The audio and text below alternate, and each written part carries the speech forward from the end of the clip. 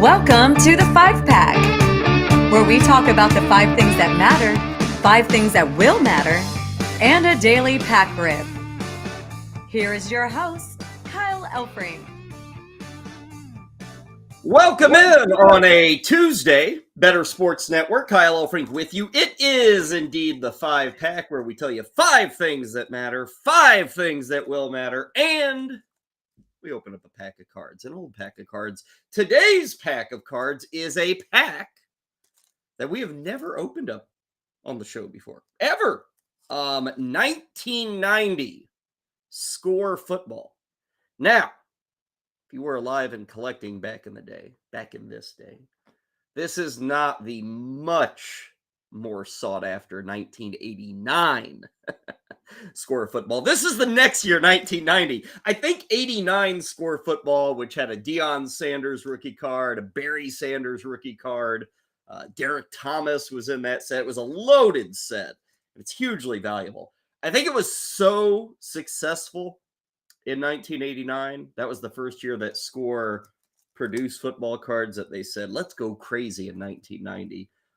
This is Series 2. There are a total of 3 series. There are a total of 660 cards. They're pretty attractive cards. We'll get into it coming up later in the show. I'll talk a little more about this set, but for the first time ever, we will have Score Football. And the reason we're doing a football pack today is that for about 2/3 of the NFL, today is the opening of mandatory minicamps. So we'll talk a bit more about that, and we'll open up a football pack in celebration. Yes, indeed. Football season just around the corner. About a month away from training camps opening up everywhere throughout the NFL.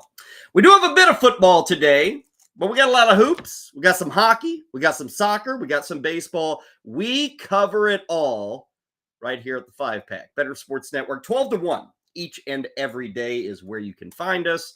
Thanks to our producer, Heather Klein. And let us begin. Where else shall we begin? Even Heather predicted this. I guess I'm getting predictable.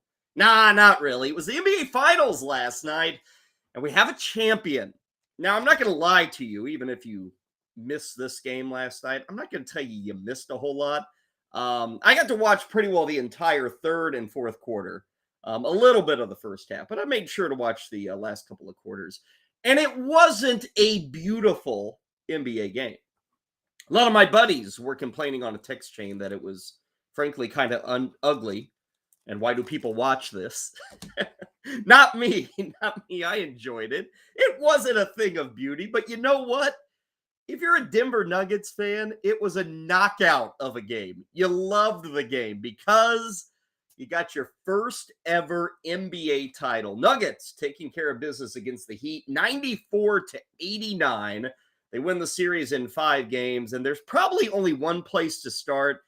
It's with Nikola Jokic, Jokic, again, much like this game last night, Jokic was not undeniably great or, out of this world or posting another triple-double. No, it wasn't that. Instead, Jokic was just doing a good game, an ordinary game, if you will, but he still deserves, 2 minutes of video footage to recap what was a truly, absolutely historic NBA playoff run. Let's just give you the rundown of Nikola Jokic last night in the NBA title clinching victory for the Nuggets. The Heat have missed their last 9 shots. Michael Porter cuts, flips it up and in. The foul, by the way, was on Jokic, who still hasn't taken a shot. That ends right now.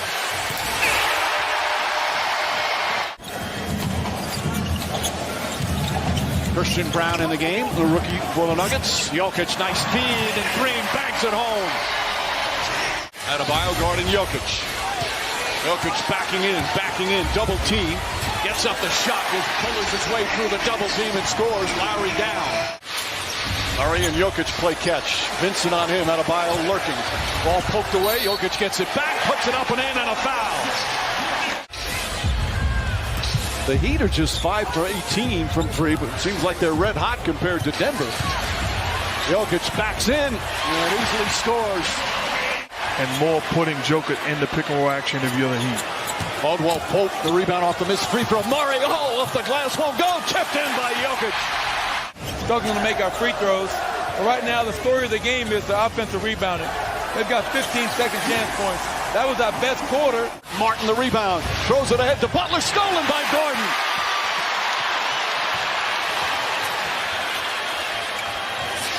Inside, Jokic. Count it. Bruce Brown. Back to Jokic.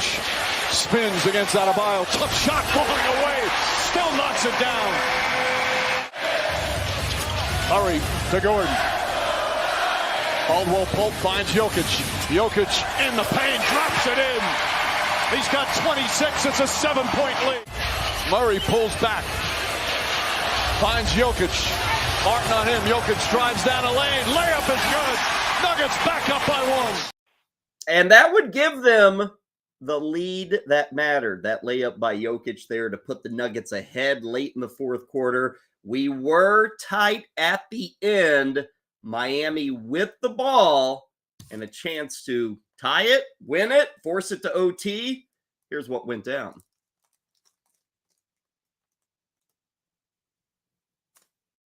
Jimmy Butler on the drive, gets inside, stops. Stolen by Caldwell Pope. Lowry searching. Looking. Finds Strus back to Lowry. There it is, three-pointer. Won't go. Rebound, Caldwell Pope. They're not going to foul. The Heat will let it play out. It's over. At last, the long wait is over. After 47 years, the Denver Nuggets can finally call themselves NBA champions.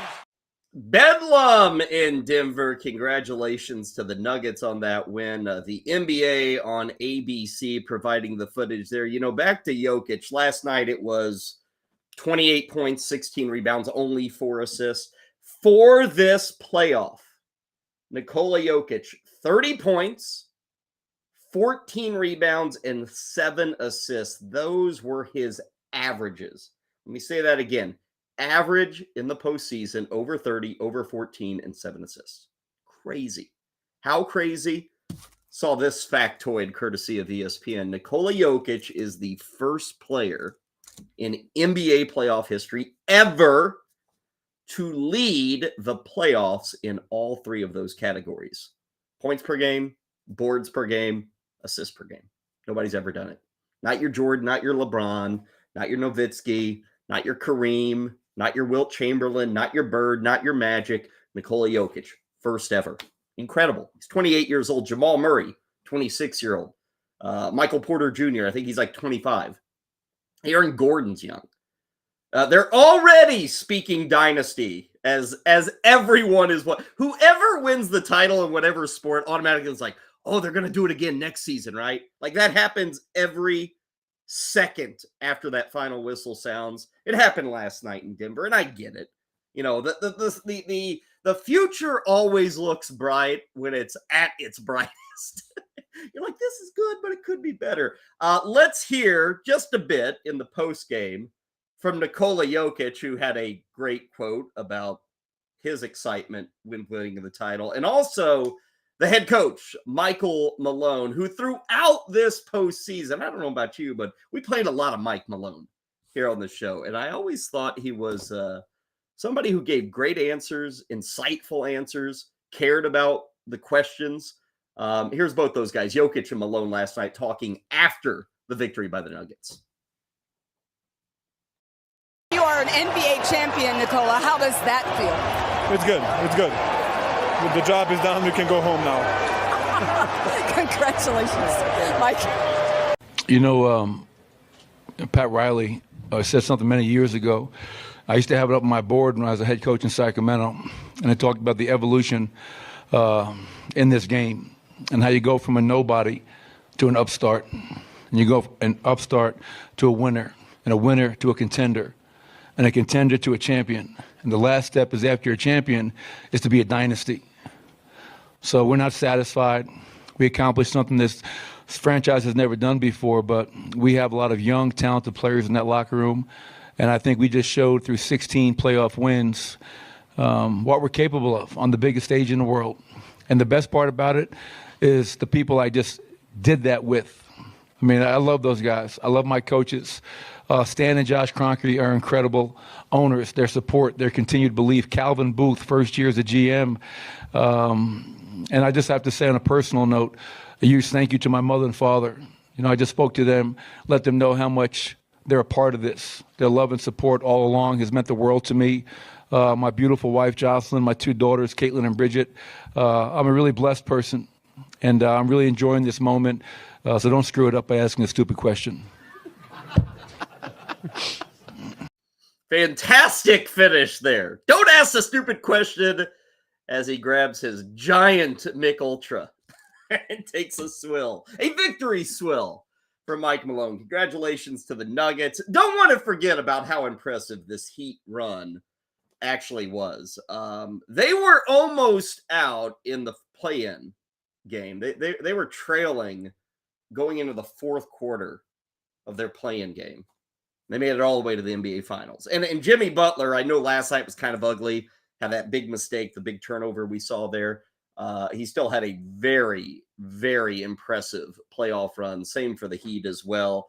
They're constantly making it to the finals, or at least the Eastern Conference Finals. Still coming up short. Again, Denver's expected, truly expected, to be back in this spot next year. The odds are already out, and Denver is your lead pick to repeat as an NBA titleist right now, plus 475 to repeat at DraftKings Sportsbook. Let's see, Boston is 550. I have no idea why Milwaukee is at 650. They're going to have to blow up most of that team. Phoenix is 850. Golden State is 1200. So right now, it's all Denver all the time, and they are your favorite to repeat next season. Again, congrats to them. We're not done with the NBA. No sorry. In fact, like 9 days from now, I think it's June 22nd, we have the NBA draft. And that is the moment when San Antonio will select Victor Wembanyama as the number 1 overall pick. Okay, that was a big moment that matters. Let's move to our second moment that matters. And maybe this is just as big. It might be. We have spent a lot of time. I don't know why this story fascinates me, but it does. As a lifelong baseball fan, I dig it. It's the Oakland A's. The Oakland A's, how bad they are. The whole thing with moving from Oakland and packing their bags for Vegas, trying to get a stadium approved in Vegas, getting like 4,000 people a night at Oakland. I'm fascinated by the losing culture at Oakland. But maybe that culture is changing. I don't know. Did you see what happened last night? We warned you about this on yesterday's show. The Oakland Athletics, they won last night. They won again last night. They did it against the best team in baseball. The Oakland A's, ladies and gentlemen, have now won 6 consecutive games. Honestly, look at the highlights. Here is the proof that they've won 6 straight. That's in the gap. And that's going to get down. And that's going to score 3 runs. Bride, Peterson, and Smith. Langoliers delivers 3-0 Oakland. This is the best team in baseball the A's are facing tonight. Second in the American League in runs scored. First in homers, second in on base. Trailing 4-3 in the ninth, it's up to Vidal Brujan, who had an infield hit in the 7th inning. This should do it. Peterson to first. The A's take down baseball's best. How about those Oakland A's? Did you see the record there at the bottom of the screen? 18-50. Now, many might say that's embarrassing, 18-50, but with that win last night, the Oakland Athletics, the historically awful, like we haven't seen a team this bad in 130 years. The historically awful Oakland A's now have as many wins as the Kansas City Royals. Royals lost last night. So right now we got Oakland at 18-50. Kansas City is 18-48. Yes, I understand Kansas City's played fewer games, but still. By the way, the 6 straight wins by Oakland, saw a number courtesy of The Athletic today. From May 5th to June 5th, Oakland won 6 games. They went 6-24 from May 5th to June 5th. They've now won 6 consecutive. They've also defeated Pittsburgh, Milwaukee, and Tampa. Those are 3 teams that all have playoff hopes right now. By the way, with that win against the Rays last night, Oakland is only 29.5 games back of the Tampa Bay Rays. They will do it again tonight, looking for number 7, 9:40 Eastern. Taking on the Rays again. It'll be Jalen Beeks going for Tampa and some dude named Hogan Harris going for Oakland. I should know, odds-wise, Oakland is up to plus 180. What was it last night? They were plus 220 to win. So I don't know the last time the A's have been plus 180. Probably was the first week of the season. So history in the making, folks. History in the making. Also tonight is, what are they calling this? The reverse boycott night. There is a group of Oakland A fanatics. They exist. Believe me, I've been to Oakland. They exist. They have a fan base. They're not showing up because the team has quit. The ownership has quit. The first 7,000 fans that come to the game tonight will receive green Oakland A's colored shirts that simply say "Sell," S-E-L-L, sell across the front. They are hoping, this reverse boycott and the organizers, they are hoping for a sellout tonight. One thing to follow is in the 5th inning, top of the 5th.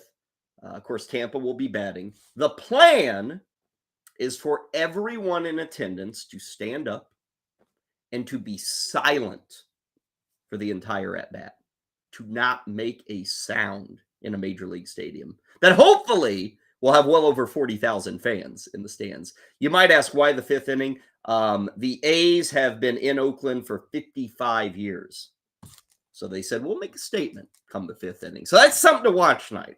Even if you're not interested in the 18 and 50 A's, which for some reason I am. But anyway, good times, good times. Hey, let's stay in the AL West.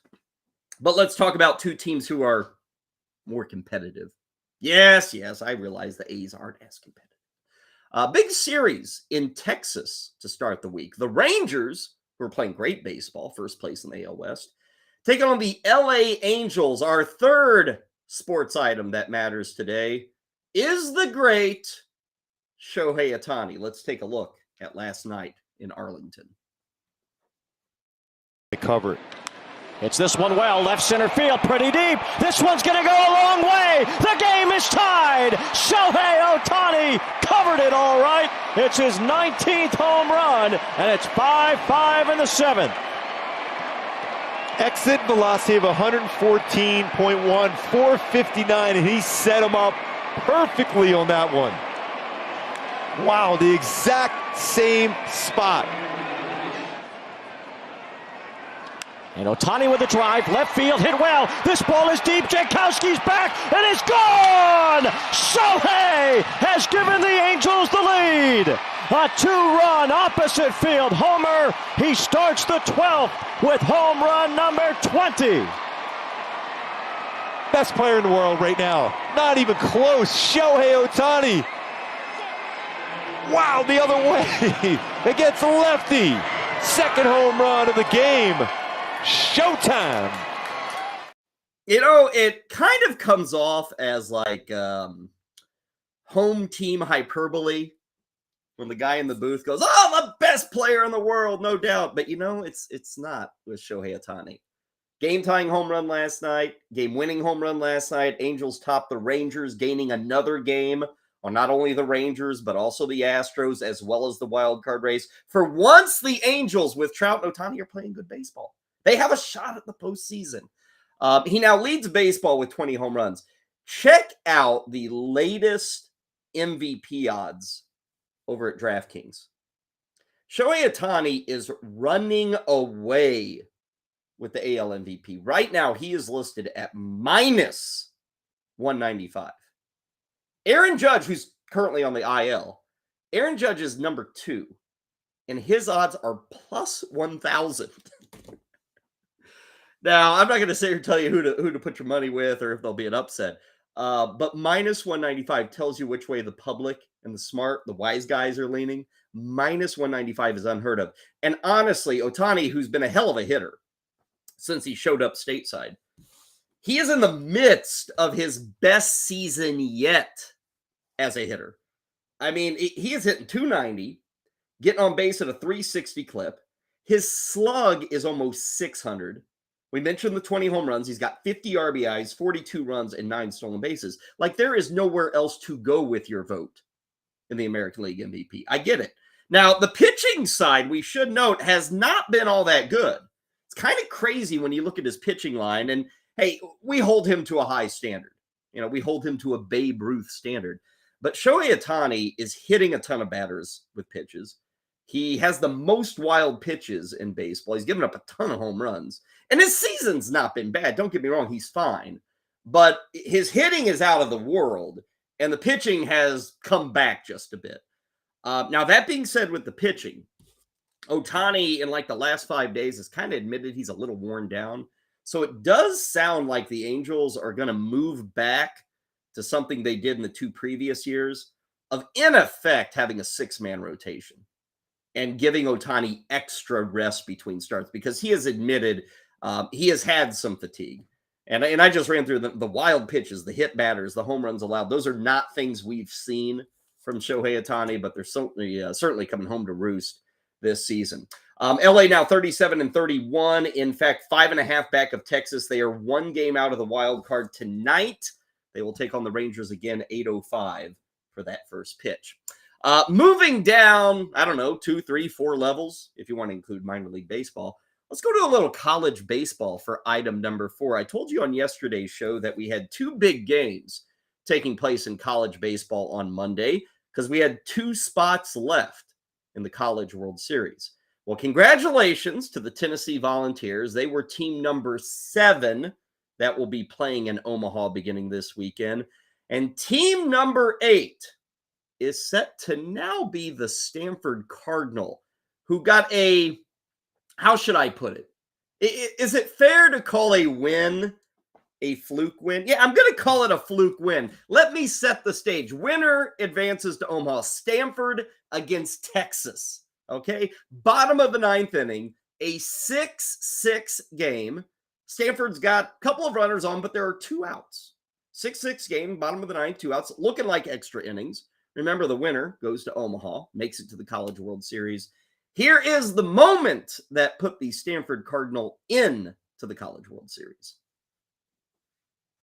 Bowser skies this one, and they don't spot it. Kennedy looking for it, and it drops. Stanford wins, and is going to Omaha. Wow!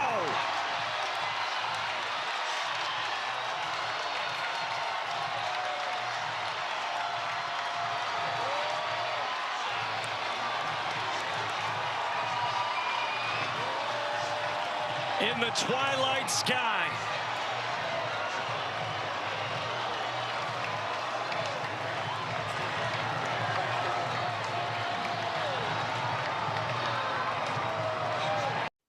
Pretty wild and shocking scene there. Stanford advances, Texas done for the season because the ball was lost in the lights. How often do you see a season end that way? I mean, Texas gets that pop up to right field. They're thinking, okay, we're going to extra innings. Let's get back in there. Let's get the bats rattling. Game over. So Stanford is into the College World Series. I mentioned Tennessee. If you missed it yesterday, who else is there? LSU, Wake Forest, Oral Roberts, TCU, Florida, and Virginia. College World Series will start on Friday in Omaha, Nebraska. Video there, courtesy of ESPN. Let's go to our 5th and final item that matters today. I always love to hit you with some soccer, right? So let's hit you with some soccer news coming out yesterday over in Paris, France, that probably the best player in the entire soccer playing universe wants to leave Paris Saint-Germain. PSG, as they're known. Kylian Mbappe, as he is known, just 24 years old. Now, again, Ronaldo and Messi and Erling Haaland, they're good. They're great. So it's an argument. But Kylian Mbappe is 24 years old. He starred again at the World Cup. He's been mostly unstoppable in the French league, but he now plans to move on. So get out your wallets. I love, people in America don't really understand how this player movement works over in Europe. You don't trade players. It's not like Mbappe can say, I want to go to Liverpool, and they're going to give like 4 players up for Mbappe. It doesn't happen that way. What happens is a team like Liverpool or Real Madrid or, Bayern Munich, all these teams, Chelsea, whomever, they say, you know what we're going to pay you $125 million. We'll just give you straight cash. And it sounds like PSG, Mbappe's current team, is looking for about $160 million plus to move on from Mbappe. And the other thing that's interesting here is he's actually under contract until next summer. So he still has a whole year of being under contract. Problem there is if PSG holds on to Mbappe that whole time, they lose him for nothing. They get nothing if this 24 or by then 25-year-old moves on. So they're best served moving on now. They're best served getting $160 million. Who might he go to? We're already hearing Real Madrid. Real Madrid is making a lot of changes with their team. They're a historic squad out of the Spanish league. We are hearing they will go full bore. They will meet the asking price of PSG, going well over 160 million US. This is not something that will be settled today. Probably will take a week or two. But Kylian Mbappe coming back and saying, you know what, I want out. It's kind of like Shohei Ohtani. If Shohei Ohtani had maybe this past December come out publicly and said, you know what, I'm not staying here. I'm not sticking around. There's no way you're re-signing me. Make your decision, Angels. And then the pressure would be on, and the Angels would have to say, oh, we probably want to get something now for Ohtani. And there is still talk of Ohtani maybe at the trading deadline this year. But that's what we've got with Mbappe. Now, all these big teams, giant teams, with a lot of money, can go out and buy a 24-year-old superstar, not on the open market, but on the closed market, the bidding market. How about that with PSG? We will let you know what happens with Kylian Mbappe as we proceed. Right now, we take a break. You got your 5 things that matter. When we return on the 5-pack, it is the 5 things that will matter as you go into the rest of your Tuesday. We'll do that next. Stay with us. Kyle Elfrink with you. It's the 5-pack on the Better Sports Network. Big shout out to the Denver Nuggets. For the first time in their franchise's 47-year history, they can call themselves NBA champions. Shout out to the Denver Nuggets. Shout out to the city of Denver. And listen, what a fabulous season it was for the Denver Nuggets. To be completely fair, they came into the season as one of the teams that were favorites to win the NBA title this year. And the thing with the Denver Nuggets was always this: if that core of Jamal Murray, Nikola Jokic, and Michael Porter Jr. can all stay healthy and put it together for one season, that they would go on a run. The mission complete. Shout out to Michael Malone, Nikola Jokic, the big man, finals MVP. Know how great Jokic was, averaged 30, 14, and 7 in the finals, taking home the finals MVP. And such a humble superstar Jokic is. After the game, as a celebration is going on, he doesn't go to celebrate with his teammates. He goes console the Miami Heat. And then when the microphone's in his face, he says, job's done, I'm ready to go home. That's the kind of NBA superstar that you can win multiple championships with. Shout out to the Denver Nuggets. Plan on seeing them back. Great season in Denver. Curious of your thoughts on the Denver Nuggets in the upcoming NBA offseason? Leave your thoughts down there in the comment section. While you're down there, check out a special offer from our friends at Fantasy Alarm.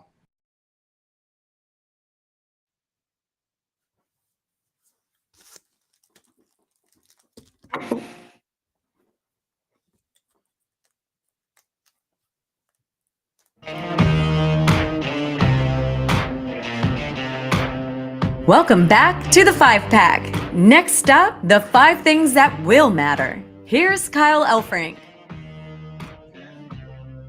Taking you up until 1 o'clock here on the Better Sports Network. Coming up at the top of the hour, about a half hour from now, lightning round fantasy football will head your way a bit later today. We've got Better Sports Betting with Dan Servideo. That's at 4 o'clock. And then tonight, for those who love to dig into all things PGA and for those who are looking for a betting edge on the upcoming U.S. Open, make sure to tune in to the Tour Junkies. They get coming your way at 7 o'clock. As for us, we are proceeding through our 5-pack. It is now time for the 5 things that will matter. You just heard Corey talking about the Denver Nuggets clinching the NBA Finals trophy last night. We spoke about it in the previous segment. There is still yet another trophy that is up for grabs. Yes, tonight, Game 5 in Las Vegas. The Vegas Golden Knights can win the Stanley Cup if they can knock off the Florida Panthers. By the way, you see this guy here? See the guy there cleaning up with those white gloves? It's a guy by the name, if you don't know this story, you should look it up. His name is Phil Pritchard.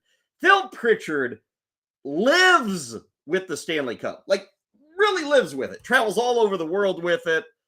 He will bring out the trophy tonight if the Knights win. He will bring out the trophy whenever the title is decided.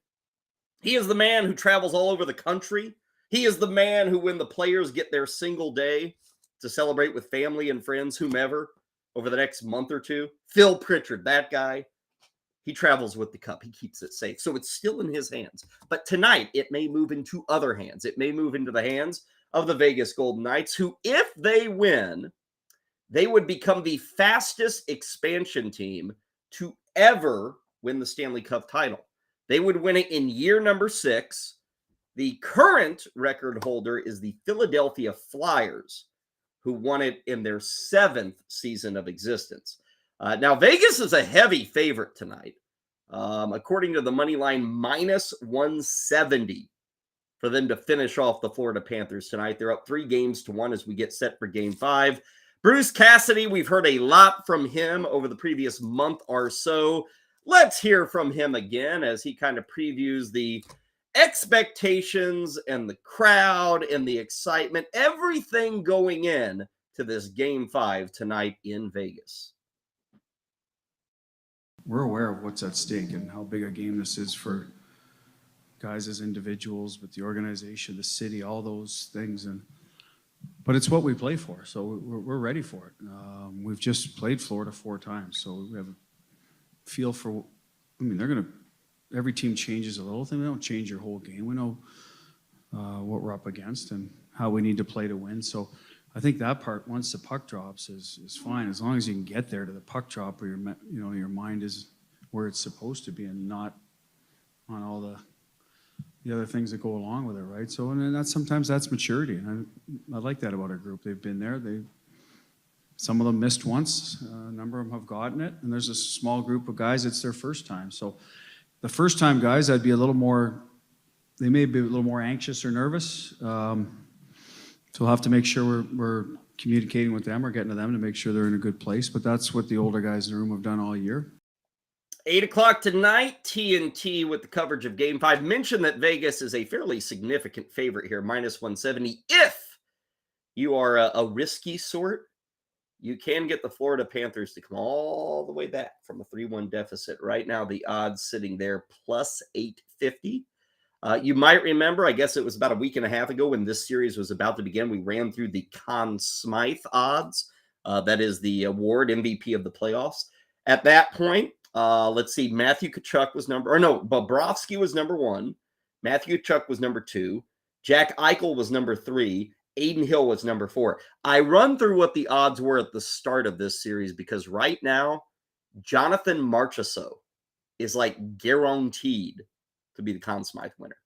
Right now, a guy who wasn't even top 4 coming into this series is now number 1, minus 400. 13 goals, 24 points in this playoff run. Again, 8 o'clock tonight on TNT, Game 5 between the Knights and the Panthers from neon-lit Las Vegas. Let us go to item number 2 of what will matter. Mention that the NBA season is over. The NBA draft is a little over a week away. NBA free agency. Oh, that's going to matter. And yesterday we got some news that the NBA free agent pool got a little stronger. Fred VanVleet of the Toronto Raptors opting out of the final year of his contract with the Raptors.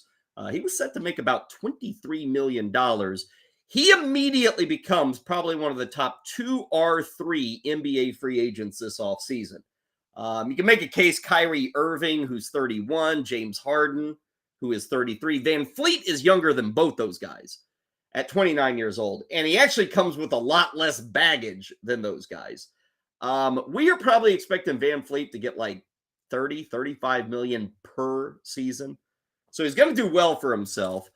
He is an undrafted dude. He wasn't even drafted in the NBA draft, and now he is set for a big, big payday. A lot of teams could be in his market because he kind of fits as a piece that pushes you over the top. Also, because of his experience in Toronto and all the years that he has put in, he fits in for a team that isn't necessarily there, but is looking for that veteran leader to kind of push them to there. You know, a team like maybe Orlando would be a team like that, that hasn't really knocked on the door of the playoffs, but they kind of got the youth there that could push them in. You see New Orleans, the Rockets. Rockets are kind of favored to get James Harden again, but VanVleet would be a nice settling point. If the Lakers can't find a way to make it work, maybe for Kyrie Irving and LeBron James, maybe they can find a way to make it work for VanVleet and LeBron James. So we shall see. But certainly that NBA free agent pool got a little stronger with VanVleet making the announcement that he was going to opt out with the Toronto Raptors. So that will matter for the free agency moves coming up this offseason. On to item number 3. I mentioned NFL mini camps opening up today. I mentioned that coming up, we will be ripping open a pack of NFL football cards. Let's get to a hype video, right? We're always down for a hype video. This hype video is a unique one, though. It's courtesy of the Tampa Bay Buccaneers. They announced the return. Yes, the return of something that has never been forgotten. When it left, I don't think anybody wanted it to come back. But here we are, like over a decade later, and I guess people wanted to come back. Here's what the Buccaneers... It's not Tom Brady. I'm sorry. He's not coming back. Instead, it's the next best thing. Here's what the Bucs Twitter account announced yesterday. From sunny Tampa Bay, Florida, we've got the makings of a classic today with your Tampa Bay Buccaneers set to take on the Detroit Lions. It's an NFC Central clash, folks, so raise the flags and fire the cannons.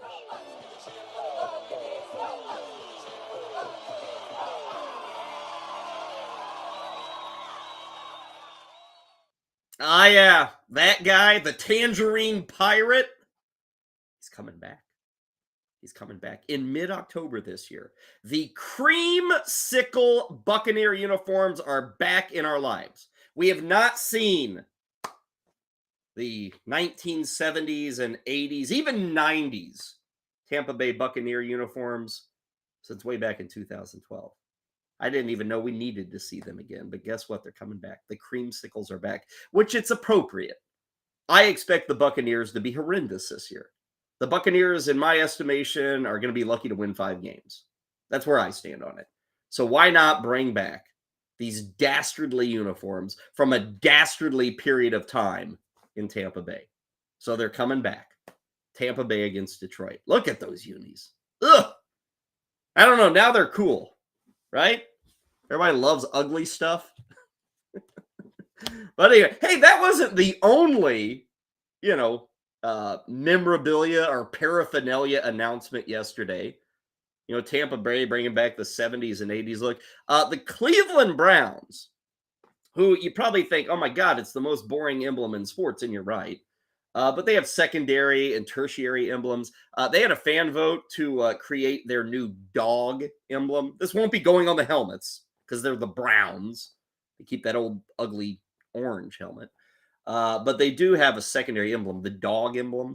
And so they wanted to recreate a more ferocious looking dog. So they put it up for a fan vote. Here's what we ended up with. Cleveland announced this yesterday, and this will be the emblem that you will be seeing I don't know, this year, maybe like 2-3 years, and then they'll change it again. But Heather, pop up that emblem. What do we got here? The Cleveland Browns, the new dog emblem, voted on by the fans. I think they were down to 2 or 3 emblems to choose from. We don't have it. Okay, I apologize. We do not have that Cleveland Browns emblem. You're not missing a whole lot, but there are some little cool things on it. But you'll see it. Just hunt around. Okay, let's go to our 4th item that we've got for you. What will matter? More football. Here's what's going to matter. The New England Patriots backfield. Now, if you've been playing fantasy football for like 20 years, you should never want a piece of the New England Patriots backfield. But maybe this year's different. Because this year, it looks like one dude and that's it. Instead of like 4 dudes handling the rock. And this guy being the 3rd down guy, and this guy being the goal line guy, and this guy being the dude who carries the ball 175 times a year. This year may be different for the New England Patriots. And as we enter fantasy football draft season, it's worth reminding you about Ramondre Stevenson. Now, why are we talking about Stevenson? It is because yesterday, the New England Patriots, who just 3 months ago added James Robinson to their backfield. He came over from the Jets. He's a free agent. They add him. He's young. 3 months after signing James Robinson, the New England Patriots have cut James Robinson. You want to talk about Bill Belichick doing Bill Belichick things. Yeah, come on in. We love you. 2-year contract. 12 weeks later, see ya, buddy.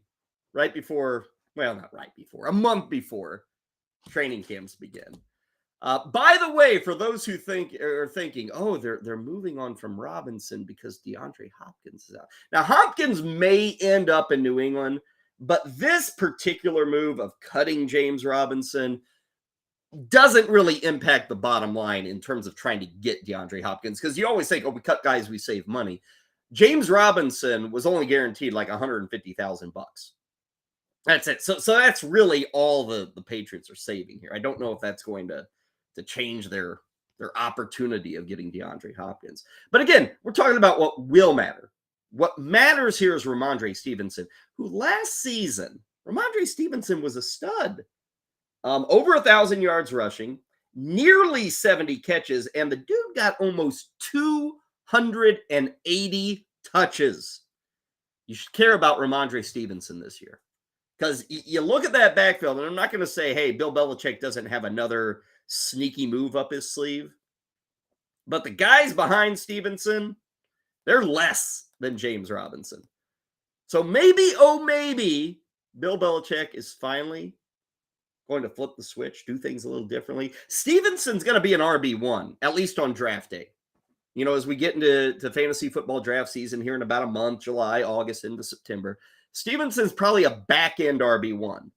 And last year, I mean, again, 70 catches, 1,000 yards rushing. Looked good. He has never had the opportunity to be a big touchdown dude. Like, his first 2 years have been good with the Patriots. He only has a total of 11 touchdowns. You look at his numbers, and most guys would be at, 15, 16 touchdowns. But Stevenson has not had that nose for the end zone yet. Maybe that's going to change this year. Now, speaking of draft season, let's go to item number 5 of what will matter. Currently ongoing in Cleveland, Ohio, is the annual summer get-together of the FSGA. What the hell is the FSGA? Well, there you see it. Fantasy Sports and Gaming Association. All the big wigs, not me, are in Cleveland, Ohio, hanging out, having fun, talking shop, all that good stuff, as you are wont to do at a convention. But also this week, in fact, later tonight, it's the FSGA Experts Draft. This is kind of the first official, something that happens every year, gets a lot of big names in the industry. Tonight will be the first official draft for the upcoming year, where you see the names, you read their work. Now you get to see their draft board. It is the annual draft at the FSGA. You can hear it tonight on Sirius XM Radio, 6 o'clock Eastern. Howard Bender from the Fantasy Alarm, Andrew Cooper from FA, Brett Flynn from FA.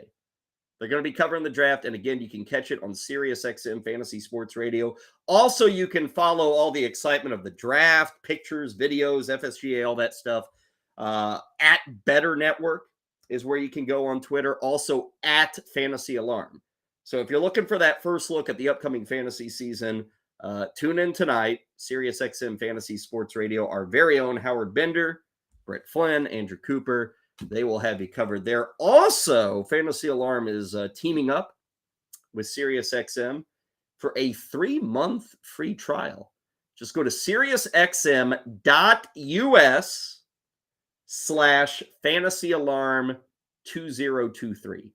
That's SiriusXM.us/fantasyalarm2023, a free 3-month trial there, which is a great time to run it through a trial as you're getting set for the upcoming football season. Okay, those are the 5 things that do matter, or will matter. I already gave you the things that do matter. Those are the 5 things that will matter. Okay, let's take a break. When we come back, shall we pack rip? We shall pack rip. Yes, 1990 Score Football Series 2. I think the difference is like Series 2 is like 250 cards. So we'll see what we get. This is a pretty attractive card set. A lot of color, a lot of information, a lot of stars from the early 90s. We'll rip the pack open next, right here on BSN.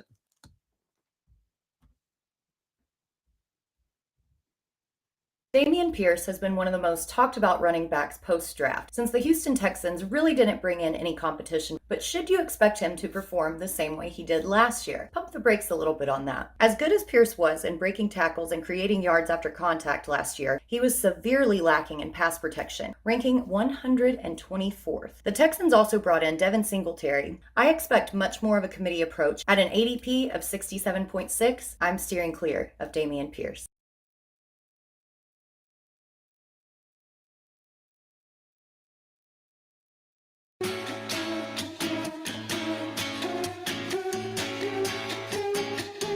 Time now for the Daily Pack Rip on the 5-Pack with Kyle Elfrink. We come at you each and every day right here on the Better Sports Network from 12 to 1. It is your one-stop shop for what you need to know about, what you're going to want to know about, and also for a pack rip. And today, I should say, it's time to rip open a pack. I was just looking at the cover of this little pack, 1990 Score Football, in honor of NFL minicamps opening today. And I love this cover, this package, what would you call it, graphic, if you will. Because back in the day, and even nowadays, if you wanted to put like a real player on the front of your pack, you'd have to pay somebody. So Score got around this. And they did a lot of this back in the day. Score was always someone who would kind of create a fun little image. And this is an attractive image. I'm not trashing the image, but it's obvious who they're selling you on, right? I mean, this is obvious. Even though this is over 3 decades ago, we know they're selling you on who? That looks like a Detroit Lion, whose first numeral on his jersey must be a 2, right? Now, you can't make out what the second numeral is because then you'd have to pay that. It's Barry Sanders, okay? And everybody knows it's Barry Sanders, who was an absolute, like, you wanted the Barry Sanders card in 1990. But instead of putting Barry Sanders on the actual front of the pack, Score just said, let's hire an artist to create a representation of Barry Sanders, and then we won't have to really pay. So you don't get the real Barry Sanders. You just get kind of an image of somebody who is obviously Barry Sanders. Okay, Series 2, we got 16 cards coming in on this pack. Score, of course, plastic. They said, screw the foil thing, screw the wax pack thing. We're going plastic. As noted, it's a pretty attractive set. Like, a really attractive set. A lot of color here. Now, it's busy, and it's not uniform, like the color's all over the place, but that was Score, man. Like, you knew what you were getting when you got a Score football card. We will lead off with Michael Coffer. Check that out. We were just talking about that Buccaneers-Lions game. I would guess not only are the Buccaneers going to wear their creamsicle uniforms, but you're probably going to see the Lions wearing this exact jersey in mid-October. Because back in the day, when this card was put together, it was the NFC... So what was it? The NFC North? Yeah, Tampa was in the NFC North. Which, again, I don't know why Tampa Bay was ever in the NFC North, but they were. Okay, so they were up against like Green Bay and Chicago and Minnesota. That's how it was back in the day. So they had 2 games a year against Detroit. They were their rival. We followed up with Pierce Holt of the San Francisco 49ers, a D-line piece of those historic 49er teams. Defensive end, yeah. What year? Was this his first year? Yeah, this was his first year. He had 10.5 sacks. Wow. As a rookie, 10.5 sacks. So Pierce Holt, better than I remembered. Here is a player who won a Super Bowl as a quarterback. Now think to yourself, it's 1990, Super Bowl winning quarterback, not Joe Montana. No, it was before. Let's see, who else would have been our Super Bowl winning QB? It seems like all of them were Joe Montana. It's not Jim McMahon. He hadn't won a Super Bowl by this point, but it's Mark Rippon, who would eventually win a Super Bowl for the Redskins against the Bills in Minneapolis. And that was certainly the high point of his career. And the Redskins have not won a title since Mark Rippon led them to the championship. Here is Scott Davis of the, let's see, was it LA at the time? Yeah, the Los Angeles Raiders. One of the most difficult things to do when opening up an old football pack is trying to figure out which Raiders we're looking at. Is it Oakland? Is it Los Angeles? Where the hell are they? Is it Vegas? Man, check out Scott Davis in that mane. And that looks like the Cowardly Lion, Scott Davis. Speaking of old unis, some people like their creamsicle in Tampa. Other people like their old-time Patriot unis. Check out the wristbands there by wide receiver Sammy Martin. That guy is wristbanded to the hilt. Sammy Martin. He didn't do a whole lot. Does that look like a receiver to you? You think this guy could last? Well, I take that back. You can even see on the back of the card, they reference him as a kick returner. How many catches did he have? I don't know if he had a catch in this season. He must have been just a return specialist. How about that? Back in the days when they had return specialists, this is what they look like. That's why the NFL got rid of them. Look at him, racing down the field. That official appears to be on a Sunday afternoon walk. Does he not? Just casually strolling down the NFL sideline. Okay, let's see who gets tackled. Eric Hill of the Phoenix Cardinals. He was a linebacker. I'm checking out the back of the card here. Yeah, he was a high-end draft pick. 1989 draft pick. He was the 10th guy off the board. LSU is where he was from. Did not have a good rookie year. Even though it says he was one of the more impressive rookies, his stats don't really show it. But there's Eric Hill, the Phoenix Cardinals. Big shoulder pad era.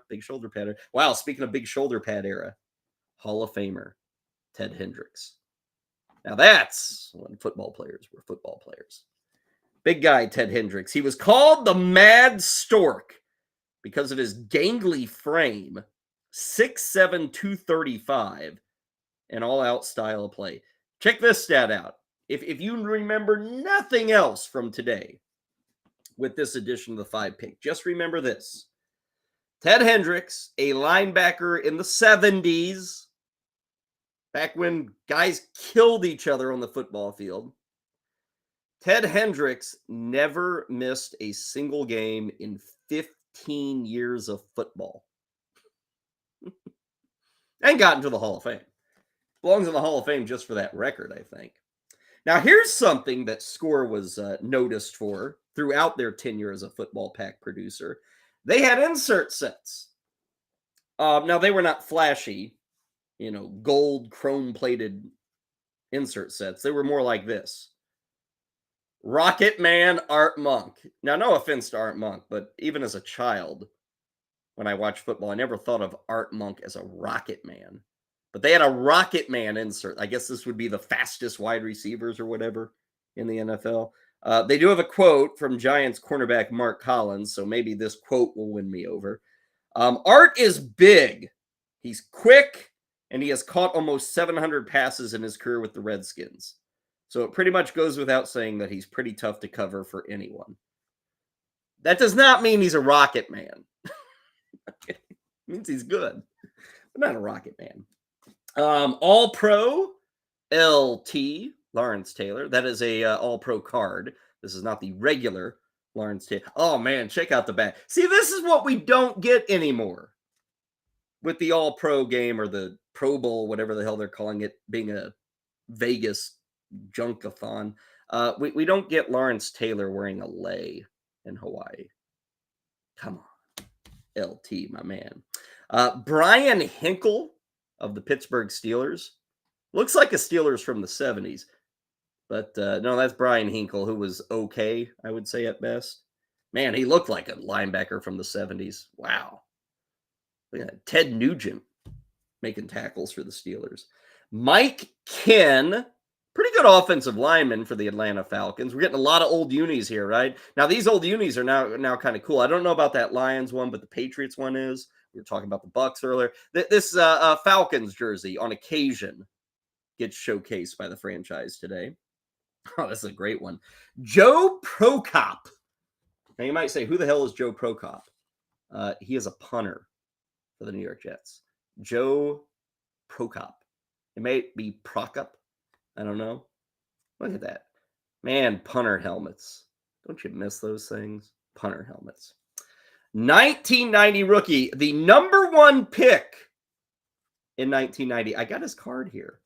Usually, I get the guy who is the number one pick. Card going to be worth money, right? Not so much. Jeff George out of the University of Illinois, drafted number 1 overall by Indianapolis. Now, Jeff George was not a bum. Jeff George was not very good with Indianapolis. He went to Atlanta and he was fine. It was decent, but he was supposed to be a superstar. Everybody loved Jeff George's arm. He had a rocket. But he was one of those guys, number 1 overall pick, kind of failed. And Indianapolis, 5-6 years later, drafting Peyton Manning because of the Jeff George mistake. Here is LA Ram wide receiver Aaron Cox. Sorry about that. It was a little off-centered. Hey, Bob Golick. Bob Golick. Yeah.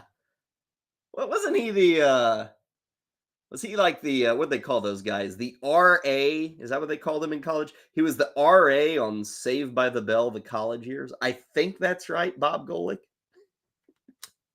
I think that's right. May have been his brother. I don't know. But I think Bob Golick was the guy who acted on Saved by the Bell, the college years. He's a decent nose tackle. And then I remember this guy. I just wanted to make sure before I said it. Ernie Jones. You want to know what Ernie Jones' nickname was?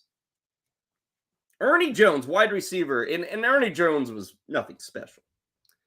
But Ernie Jones had a good nickname.